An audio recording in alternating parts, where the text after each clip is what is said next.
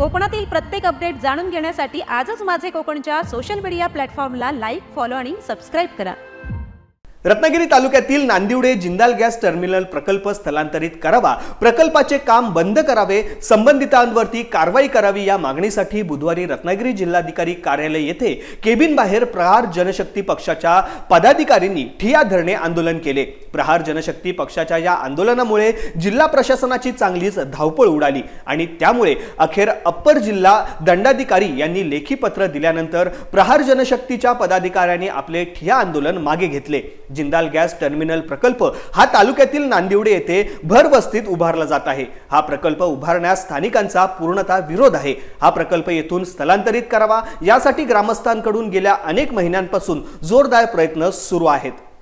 आम्ही शांतपूर्ण एक निवेदन दिलेलं, जो काही जिंदाल कंपनीने कोणतीही परवानगी न देता गॅसचं 200 मीटरवर जे गॅस टर्मिनल बांधत आहे त्याला आमच्या गावकऱ्यांचा विरोध आहे।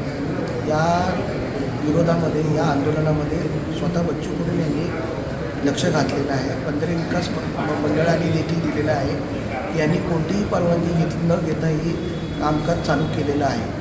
वास्कोकडनं देखील आम्ही माहिती घेतली, यांच्याकडे कोणती परमिशन काय केलेलं आहे मेरिटाईम बोर्ड यांनी।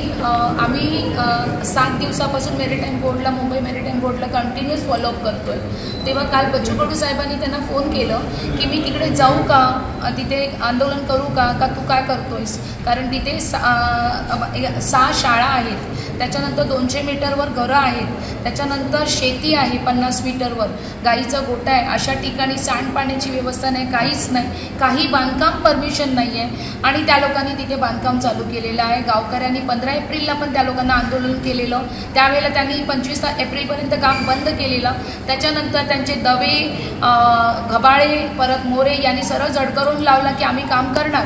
त्याच्यानंतर आम्ही RTI मार्फत पेपर काढले, त्याच्यामध्ये प्रूफ मिळाला की या लोकांनी काहीच परमिशन घेतलेलं आहे। आम्ही कलेक्टर साहेबांना 28 तारखेला आंदोलन करणार, गावकऱ्यांना न्याय मिळावा, कारण नाशिकला आत्ताच 8 दिवसापूर्वी एक घटना झाली, तिथे जिंदाल कंपनीचंच आहे, तिथे पण जिंदाल कंपनीने जुनी NOC लावून खोटे परमिशन्स घेऊन बांधकाम केलेलं आणि ते प्रत्येक वेळेला जिंदाल कंपनीचे चुकीचं काम बाहेर येत आहे, तरी सरकारी अधिकारी त्याच्याकडे लक्ष देत नाही।